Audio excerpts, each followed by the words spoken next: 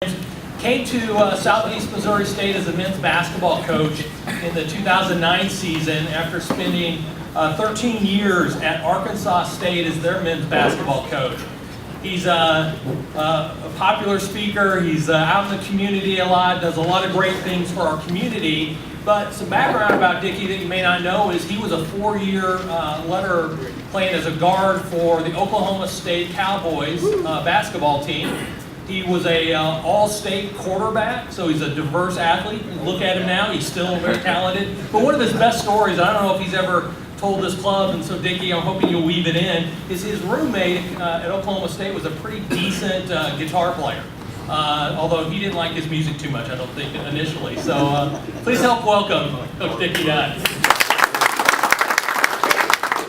So I'll just get up here a little bit closer, but what he's referring to is, and I'll tell that story real quick. I did go to Oklahoma State University. I was raised in Little Rock, Arkansas. Most of you know my story, so it may be redundant to you today, but I was raised in Little Rock, Arkansas in the inner city, in a very tough neighborhood, predominantly black, predominantly low income.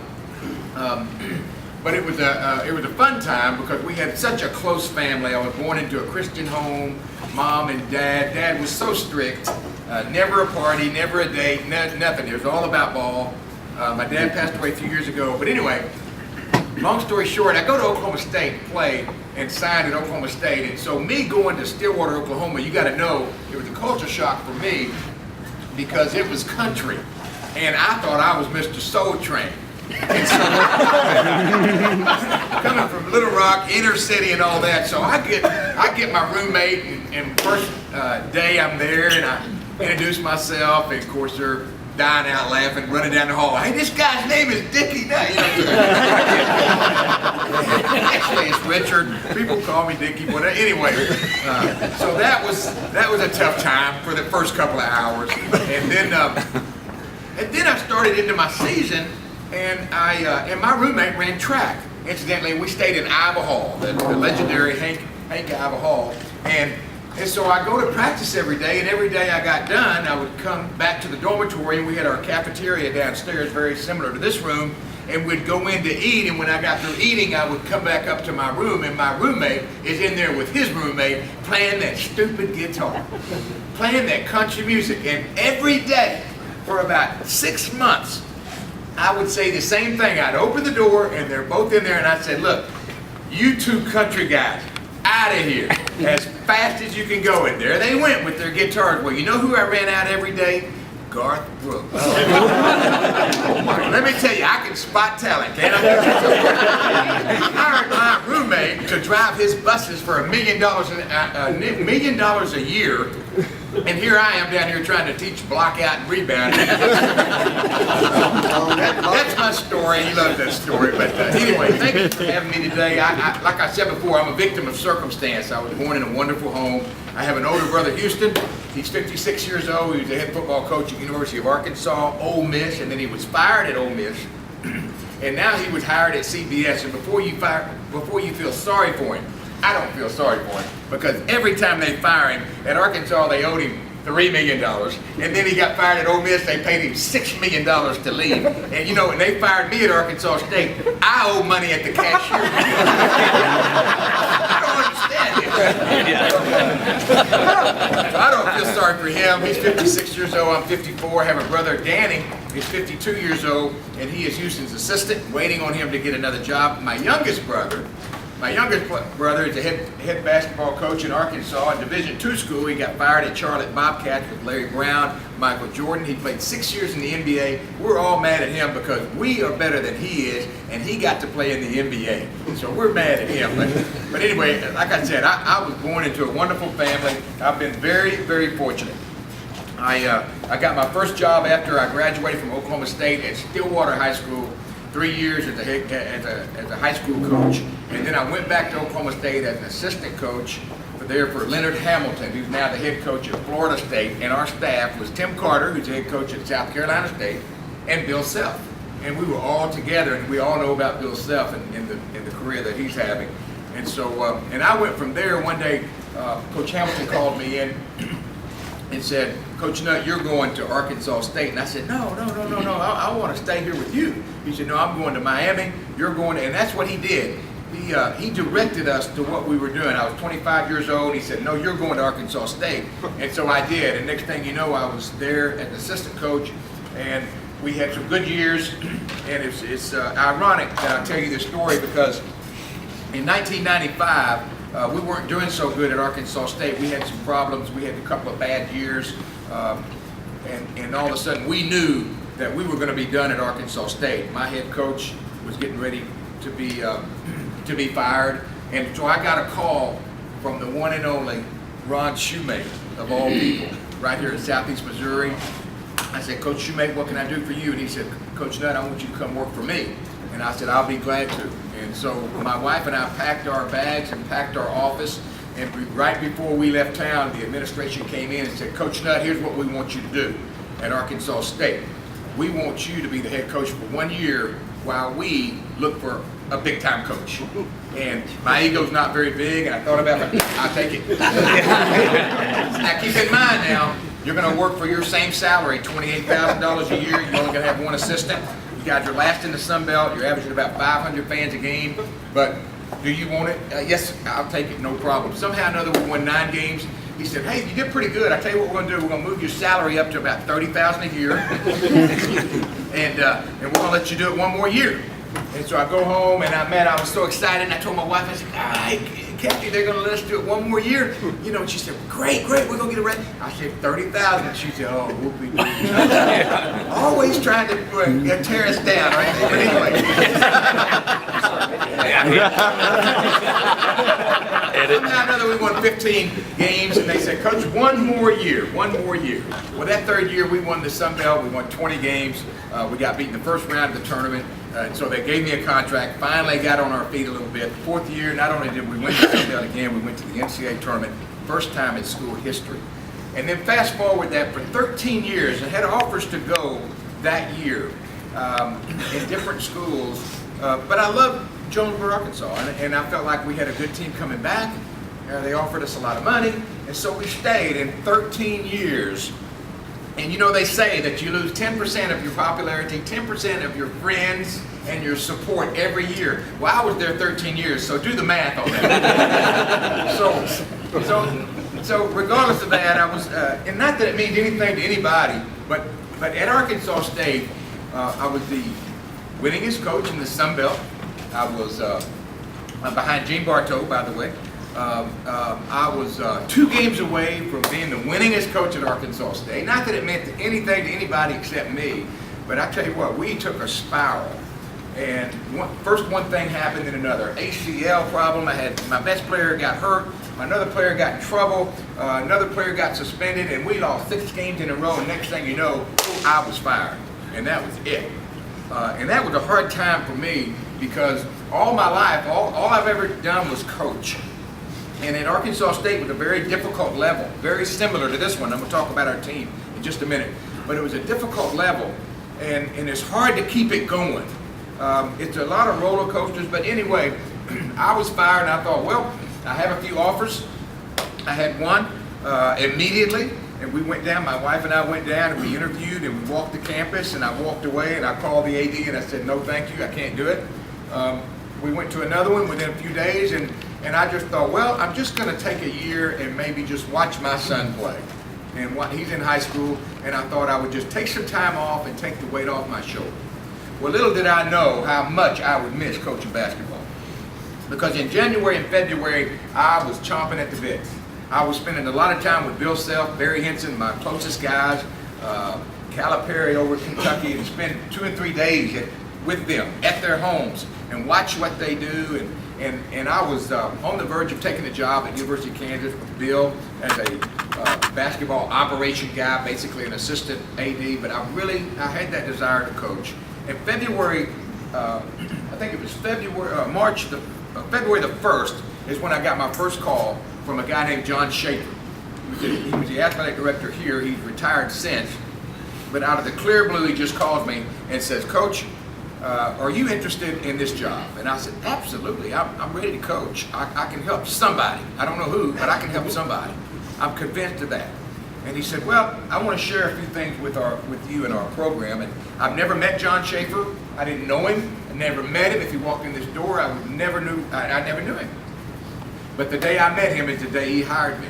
But he took me in front of Dr. Dobbins and he asked me, he said, what is it going to take for you to turn our program around? Now keep in mind, we're going to give you a 4-year deal. Out of 345 Division I schools, you are 344. You are one team from the worst team in America. You have 11 players coming back. You have the longest losing streak in the history of basketball, or in the country at the time at 28. You're 0-18 in the conference. We're averaging about 400 fans a game. You're on super duper probation by the NCAA. You have APR problems, which is an academic problem, and so your doc scholarships, we don't have X amount of scholarships. Now tell me, do you really, really want this job? And I said, yes I do, because I've seen this job when it was at its best. And the meaning is that I brought a team in here in 1999 when it was filled to the rafters. And they beat us by 1 point. You shot 33 free throws that night, I may add. But but I saw it at its best. And I told Dr. Dobbins and John Schaefer, I said, that's my dream, is to get it back there. Well, how are you going to do it, Coach? I said, well, first thing I'm going to do is have a meeting with my players. And some of you have seen this already, and I'm going to share it with you again. My first meeting was like this. After a press conference at 4 o'clock that afternoon, I walked into my meeting with this team, and it's like this. They're all seated in that chair like that. I said, hey guys, my name is Coach Dickie Nutt. Of course, they all started laughing. I said, yeah, get it out. And I said, hey, I'm excited to be here. And I'm thrilled to be your coach, but the first thing we're going to do is we're going to set up and put your butt at the back of that seat. And here they are. I said, I got all day long, and it took about a minute, but they finally moved up and sat down. I said, guys, that's not an ego thing. That's the right thing to do.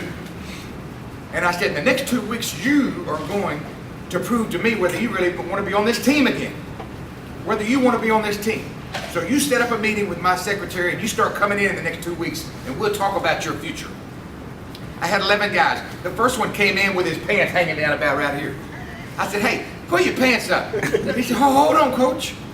This is out. Give me the next one. I'm down to 4 players. I get a call from Mr. Schaefer, says, Dr. Dobbins wants to see us in his office immediately. I said, what is it, Mr. Schaefer? Did I do something wrong? I don't know, we got to discuss it. So I get to the office, I get to Dr. Dobbins' office, and Dr. Dobbins says, what are you doing, Coach? You got 4 players left. I got parents calling me. Out of St. Louis, you let his son go because he wears his pants too low. I said, yeah, I did. I said, Dr. Dobbins, I've never seen a group of guys so cool and only won 3 games. I've never seen anything like it. I said, Dr. Dobbins, if you're going to let me do it, then let me do it. You got to let me do it. And I tell you, from that day forward, he's been really, really good to me. And I told him, Mr. Schaefer, now Mr. Allnut, that starts with people. You got to have good people. That's number one. And I knock on wood. The hardest job I have right now today, Ted and I are very dear friends. We talk about a lot of stuff, a lot of personal stuff.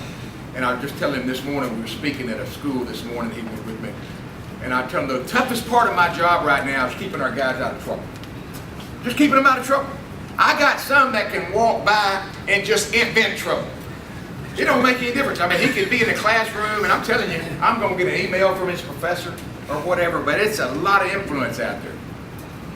And I told my guys, and I tell them every day, hey guys, I don't mind second chances. I love second chances. I don't mind second chances. It's the third and fourth I don't play. When it comes to third and fourth, then you got to be gone. But I told Dr. Dobbins that you got to have good people first. If you'll do that first, I said, then the wins will come after that. But I will have to say, Dr. Dobbins, that you gave me a 4-year deal, and after that meeting, I need about an 8-year deal.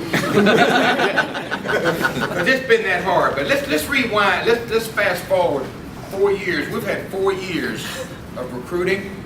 It hadn't been the best in the world, but it's certainly been an improvement. We have some outstanding young people on my team that are doing really, really well. Last year, we jumped to second place at Murray State. We went to Austin Peay, hadn't won in 13 years at Austin Peay, and up 35 points at halftime against Dave Luce. And you say, is that me? No, it's not me. It's my players. Those guys, I never hit a shot. It's my players. It's my staff. It's how they work. They want to have something good to happen to them. Now we go to Murray State. It's sold out. I envy that. I want it to be right here. That's why I'm here. I need you to buy a ticket. I need you to come see our guys. But it's sold out, 12,000, whatever it is.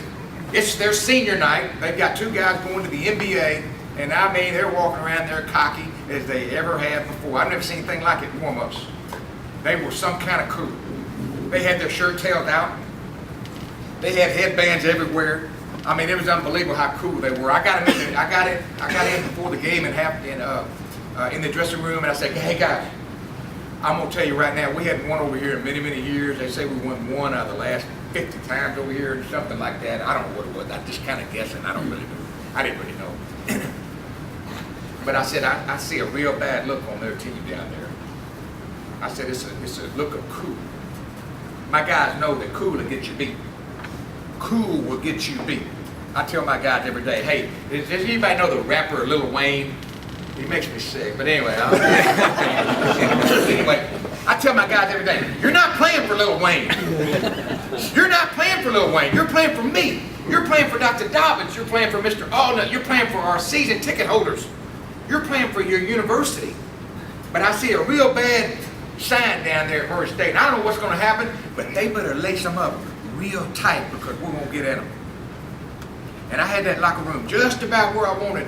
We went out there at halftime. We come back in at halftime up 15 points, got as high as 22 points, walked away there with an 18-point win, first time in a long, long time. And I feel like that was the spark to really being able to say, you know what, we're finally getting somewhere. But then we go to summer, and summer's good. Academics has gone from about a 1.8 all the way up to a 2.7. And those of you that think 2.7, you want to yawn about that, believe me, I am celebrating. I got guys like Nino Johnson that walk in this room, and he has to duck to get in here. But bless his heart, they do not like school. They just don't like school. But I tell you, I've been so pleased with his progress. I've watched him grow from a boy to a man, and really doing a good job. And again, I knock on wood every time, because every time that phone rings, yes, we worry. My athletic director asked me this morning in a meeting, Coach, why do you worry so much? I said, well, I know they say that don't worry and doesn't help, but I'll tell you what, everything I worry about, 50% of it doesn't really happen, so I worry. I worry. Now, did y'all get that, or did that go well? We got it. So, I'm a worrier. I said, it's hard for me to trust my young people. I said, it's hard for me to trust my kids. I said, my own kid, I had 3 at SEMO. One just got a job at Culver Stockton. My time in. One got a job at Culver Stockton, so he started his career, but I have 2. Lucas Nutt is my point guard, and let me tell you, he's my head and shoulders on that team. He's my head. He passes that ball. He's the most unselfish guy, and I tell you, my wife lets me have it every night I get home, too. I promise you. If I don't give him the green light out there, I get the red light when I get home. That is a challenge, let me tell you. You can do nothing right when it comes to coaching your son. But it's been a joy for me, because my sons and my daughter has been, they've been pleasers.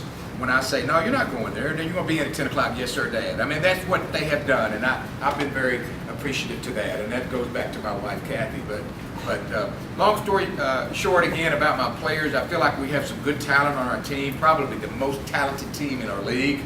That's good and bad, because I know what the coffee shops say nowadays. I could have won with that group. That's what they say. And that's fine. That's good. I'm okay. My skin has grown thick. I can handle it. But I tell my guys every day on a daily basis, hey, it's all about attitude and effort. You've got to have a good attitude and good effort. It can't be one without the other. Tyler Stone is like a wild stallion. And any of you here horse people, you ever had a stallion? I don't mean that with any disrespect other than the fact that he's just wild as he can be. And he's as strong as this building. But I have watched him grow from a poor student to a poor person, from a poor person to a good student. A 3.0 on the dean's list this summer. And do you know, in 3 years, right today, 3 out of 4 magazines picked him to be the player of the year in the league. Now, when's the last time we had here at SEMO the player of the league, the player of the year prediction? And I know it's all a prediction, it's on paper. I hope he can handle it. I'm not sure if he's quite mature enough yet to handle that kind of publicity. But here's what's amazing, what some of us don't ever know behind the scenes. I had a guy call me not too long ago. He said, best thing you can do is get rid of Tyler Stone because he wants to shoot every ball. He disrupts your team. He disrupts your chemistry. He disrupts everything. And I tell you what, his attitude sometimes just is terrible. And I said, yeah, you know what? I know, and I appreciate your opinion. I appreciate it. I'm glad you're buying a ticket. Get you some popcorn, enjoy the show, and let me handle all this. But see, what he don't understand is how much time that we have put into this guy. How much time we put into these players. Let me tell you about Tyler Stone. Tyler Stone, if you went into his home, and he knows I tell this story, I could go into his home, and I assure you that you have a garage out back that's bigger than his living room. I can assure you that he has no grass in his front yard. He doesn't have a chance to succeed if you look at where he comes from. And to see him text me and show me the certificate of 3.0 and the Dean's Honor Roll is huge for me. And not only that, get this one. In 3 years here at SEMO, not one family member has ever seen him play. Not one. Not a mom, not a dad, not a brother, not a sister. Nobody has ever seen him play. And every night after the game, it's clockwork, 12 o'clock midnight, the phone will ring. Coach Nutt. I said, what is it, Tyler? How'd I do? He said, you did great, man. You did great. I'm proud of you. And that's what it takes. But see, what happens is, see, everybody wants to run their mouth. Everybody, hey, get rid of him. He's terrible. He's this, he's that, he's that. But we put so much into it, and this is why I'm here with you today. I need your support. It's 4 years going by. Time is running. There's no such thing as tomorrow. We got no promises tomorrow. We have no idea what's going to happen tomorrow. I have no idea if I'm going to be your coach next week or next year. I promise you that. I promise you that. I have bosses. I have an AD. I have presidents. I have board members. I have bosses. It's all about winning. I know you want to say, well, not really, coach. We want good kids. I know that. I know that. That's what we're going to do. But it's about winning. We want to win because I'm going to tell you what's going to happen. If you can all buy a ticket, get your season tickets because that's how we survive. That's how we survive. Sometimes they'd say, well, I'm going to wait and see what they got and then buy a ticket at the door. Well, that's fine. I appreciate that. But that's not helping us. That's not helping us because I'm going to promise you Murray State's building the best arenas they can build. They got the best, finest dressing room they can get. We're a salesman. I tell my players, I tell my recruits every night I'm sitting in their homes. Every night I'm in a different in a different family's home. And every night I say the same thing. I say, does this sound good to you? And their moms and dads, and I mean, they are co-signing it. I said, but wait a minute now. This is what I do. I make things sound good. That's what I do. We sell. We sell. You got to see through all that smoke. I hope today that you see through all the smoke and say, hey, I want this program to be good. The only way we're going to be good is when those guys warm up out there and you're sitting in there watching them. But you'll be amazed, and I know some of you know this, but you'll be amazed, especially our mayor. Where's our mayor? I know he's here. I know he knows it. As good as we can be. If we can get that thing rocking and rolling again and get these fans up here and get that thing going, your businesses will go sky high too. They will. I've seen it happen. I've seen it happen in Jonesboro. I see it happening right now. We have a big booster club meeting out at Dalhousie tonight. They said it's the record of net. They called me this morning and said, Coach, we have a record amount of people going to be there tonight. A record amount. We have a nursing home in town. There are 20 tickets. Can we get special arrangements for them? Can we seat them at a... Absolutely, I need them in here. And that's a good thing. And knock on wood, my God, and I tell them every day, guys, every time you make a bad decision, man, that pours cold water on me. Don't do it. We're going to have discipline in our program. My key and my goal is this, that you come watch us play. Give us one chance. And I hope, win or lose, I can't guarantee we're going to win every game, but win or lose, you'll walk out and say, boy, those guys look sharp. They got their shirt tails in. I never forget one more story before I quit. I never forget I was called in to my athletic director, John Schaefer, after about first couple of weeks, almost before game time. He said, Coach Nutt, I got to share something with you. I got a problem. You know we have a budget, don't you? I said, absolutely. I know the budget. Not very good, but I know it. He said, well, my businessman came down and said, you got a bill here for $220 at the cleaners for your uniform. Now, we just bought you a new uniform. I said, yeah, Mr. Schaefer, but they came in about right down here, and I don't wear my shorts down to about to my knees. He said, what? Yep, I had to have them altered. Good deal. And I walked out.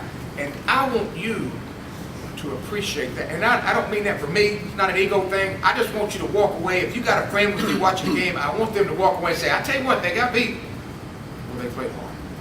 They gave me everything they got. That's all I'm asking. Thank you for having me today. I hope I didn't bore you today. If you got any questions, anybody got any questions, you have to speak. Yes, sir, question. Are you playing the Salukis this year, and how good is your relationship with Barry Henson? Tell me that again, please. Are you playing the Salukis this year, and if so, where? And how good is your relationship with Barry Henson? Barry Henson, best friends. One of my dear best friends, especially in basketball, but he and I were fired about a week apart, so misery attracts him. So we're best of friends, but let me tell you, great coach. But we have got that, and I'll tell you, and I don't mind telling you, but it's not out there yet. But we have started a series starting next year. We're going to open our facility next year with Southern Illinois, and that will be a great thing for us. Now, our team's going to be really good this year. We're predicted first 3 out of 4 times, 4 out of magazines. That's good and bad, like I said before. Nino Johnson, Josh Langford, Jarikus Bradley, Lucas Nutt, those guys they're good players, they're talented, but we still have a long ways to go. We're not near as good as we think we're going to be, or we can be, or people think we are. We're not that good, but it's a great relationship. We want that series, and I tell him, he don't want to play because of friendship, and I said, you know what, it's not about me and you, Barry. I said, I've got ticket holders back there for 25 years. For 25 years, and you know what? They want to see Southern Illinois play. They want to see somebody local. They don't. Why do we want to play Sacramento? That don't make any sense to me. I'd rather play Southern Illinois. Can't wait to play Arkansas State. Can't wait. Missouri State this year. St. Louis to open up. Missouri next year. Memphis. I'm a regional guy, and I think, to me, 2 things. One, if we have regional games, you'll be more apt to come. And if you know my players, and if they try to do the right thing, you'll be more apt to come. But anyway, that's a good question. Any other questions? Yes, sir. I got a statement. I kind of agree with your wife. Last game I went to, I think you ought to let Lucas shoot more. Get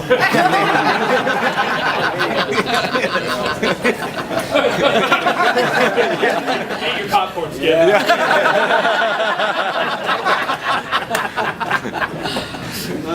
Next question.